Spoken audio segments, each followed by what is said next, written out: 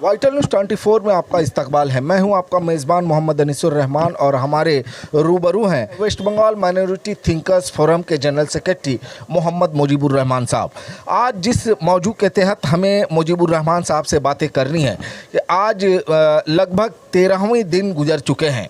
फ़लस्तीन में जिस तरह से इसराइलियों की बर्बरियत और जिस तरह से बमबारी की जा रही है, और बहुत से ऑर्गेनाइजेशन भी हैं जो समाजी ऑर्गेनाइजेशन हैं, वो अपनी तौर पर इस घटने को, इस पूरे मामले की पूरी तरह से मजम्मत कर रहे हैं। वहीं शहर कोलकाता के West Bengal minority thinkers forum के बैनर तले भी मजम्मती जो ख़त ख़िताबत हैं वो भी शाये हो रहे हैं, और अखबारात से लेकर फेसबुक पर वो अपने मजम्मती बयान वो तरशील किए जा रहे हैं। मैं आपका जवाब देने से पहले मैंने 17/10/2023 में अपने फेसबुक हमास ने आम यहूदियों पर जंग मुसल्लत नहीं की है बल्कि यहूदी ज़ायनिस्ट के ख़िलाफ़ की है, और आज 19 अक्टूबर 2023 मज़लूम फ़लस्तीनियों की हिमायत में ज़ालिम ज़ायोनिस्ट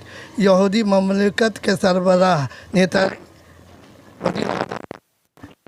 की खूनी हुकूमत के ख़िलाफ़ आइंदा 20 अक्टूबर 2023 बरोज़ जुमा यूम सयाह और इस अजीम जंग में मुसलमानों की फतहयाबी और कामरानी के लिए इज्तिमाई करने की दरख्वास्त की है। जिस तरह से इसराइल ने फ़लस्तीन पर हमला किया है और इसको लेकर मुख्तलिफ ऑर्गेनाइजेशन की तरफ से सदाए हक बुलंद किए जा रहे हैं, वहीं आपका ऑर्गेनाइजेशन भी सदाए हक और अपनी आवाज़ बुलंद करता हुआ नज़र आ रहा है, क्या कहेंगे? जहाँ तक अमेरिकन इसराइल बहैसियत माइनॉरिटी थिंकर्स फोरम के जनरल सेक्रेटरी के हैसियत से मैं सिर्फ मजम्मती बयान नहीं, सिर्फ लिखित तौर पर फेसबुक पे नहीं दे रहा हूँ, बल्कि मैं हक पसंद के साथ हूँ, क्योंकि ये आज़ादी की जंग है। ये आज़ादी की जंग 75 बरसों से जो है चल रही है। हमास जो यहूदी के ख़िलाफ़ जो है, हमास वार ऑफ इंडिपेंडेंस की एक सियासी जमात है।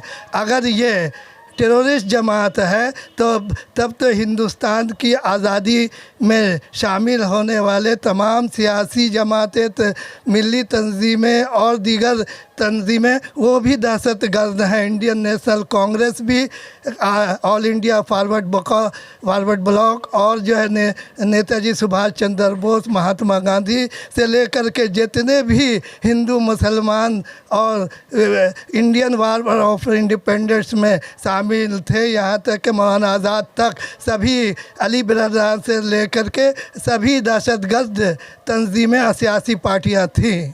जैसा कि ये पहली बार हुआ है कि हमास को टेररिस्ट कहा जा रहा है, और ये भी कहा जा रहा है कि हिंदुस्तान की बात की जाए तो हमारे वज़ीर आज़म नरेंद्र मोदी ने उन्हें इसराइल की हिमायत की है।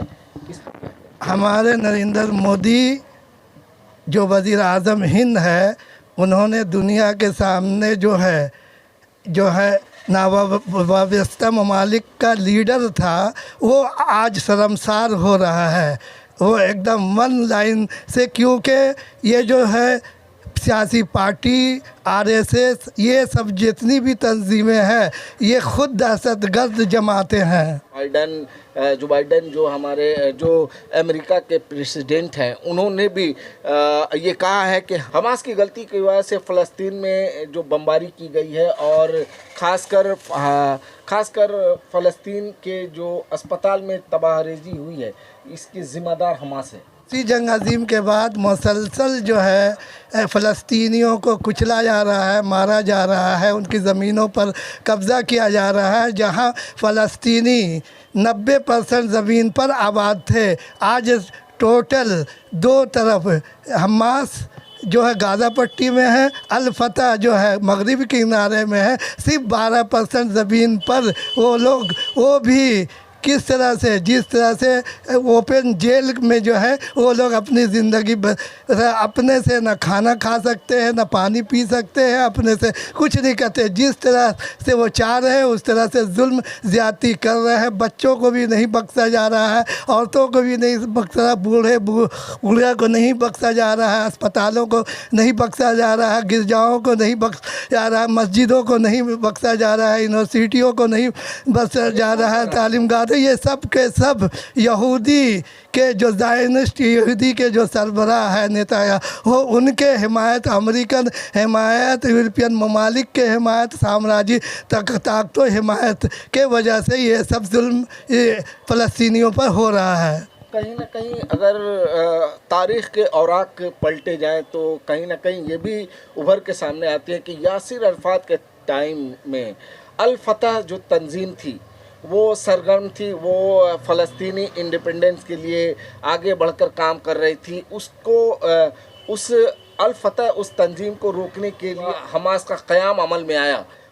यासर अरफात जो है पूरी फ़लस्तीनियों के तंजीम के फ़लस्तीन ममलकत के सरबराह थे और फ्रीडम फाइटर थे। उनके इंतकाल के बाद ये सुन्नी ताकतों ने दो ग्रुप में जो है बांट दिया और हमास के पैदा करने वाले भी यही सुन्नी ताकतें, अमेरिकन, इंग्लैंड, ब्रिटिश ताकतें, फ्रांस वगैरह साम्राज्य ताकतें हैं। ये अल फतह की तहरीकों को नाकाम करने के लिए तो कहीं ना कहीं ये कहा जाए कि हमास को तैयार करने में इसराइल का बहुत बड़ा हाथ है। बिल्कुल, सिर्फ इसराइल का हाथ नहीं है, सिर्फ इंग्लैंड का हाथ नहीं है, सिर्फ फ्रांस का हाथ नहीं है, सिर्फ वीटो पावर रखने वाले मगरिबन यूरोपियन ममालिक का हाथ नहीं है, बल्कि पूरे इस्लाम दुश्मन, मुस्लिम दुश्मन ताकतों का जो है हाथ है। हमास पे अभी जिस तरह से इल्ज़ाम लगाए जा रहे हैं कि फ़लस्तीन में जिस तरह से बमबारी हो रही है, ख़ासकर अस्पतालों पर जिस तरह से बमबारी हो रही है, इसके ज़िम्मेदार इसराइल नहीं बल्कि हमास है, इसको कहाँ तक आप सच्चा? हमास को सबसे ज़्यादा पॉपुलरिटी जो मिली वो गाज़ा पट्टी में मिली।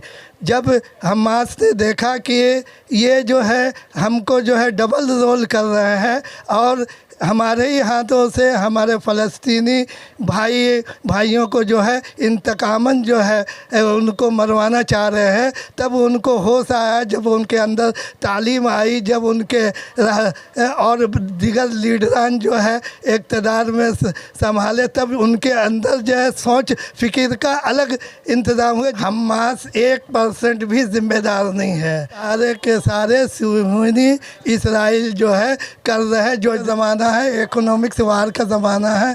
आप जानते हैं कि 70% जो प्रोडक्ट्स है जो रोज़मर्रा की ज़िंदगी में हम लोग इस्तेमाल करते हैं वो यहूदी, ब्रिटिश, अमेरिकन, यूरोपियन साम्राज्य ताकतों के बनाई हुई चीज़ें हैं। हम लोग अगर सिर्फ बाइकाट ही अगर उन सामानों को करेंगे तो यही हम लोगों का सबसे बड़ा जहाद होगा। आज दुनिया दो हिस्सों में बट गई है, एक हक पसंद अवाम और एक बातिल ताकत के ख़िलाफ़।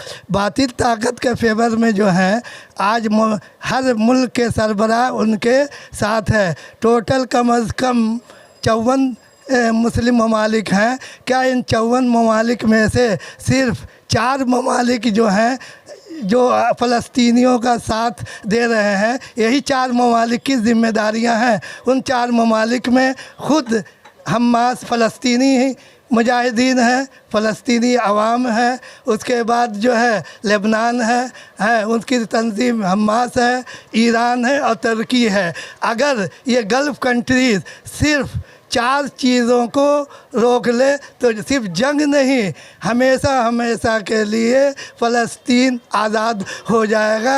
वो अल्लाह तबारक ताला ने वो 4 दौलत जो है गल्फ़ वालों को ऐसी दी है, चाहे सबसे ज़्यादा सऊदी अरब, उसी को नष्ट नाबूद करने के लिए ये सारी साजिशें हैं। पेट्रोलियम प्रोडक्ट्स है, उसके बाद सबसे बड़ा जो ज़ख़ीरा है वो है कुदरती गैस है, उसके बाद प्लाटीनियम है, उसके बाद जो है सोने के ज़खायर है। आज जो गाज़ा पट्टी के इलाके को सिर्फ इसलिए कब्ज़ा करने की कोशिश हो रही है कि दुनिया का 70% जो है गैस का ज़ख़ीरा इसी इलाके में मौजूद है।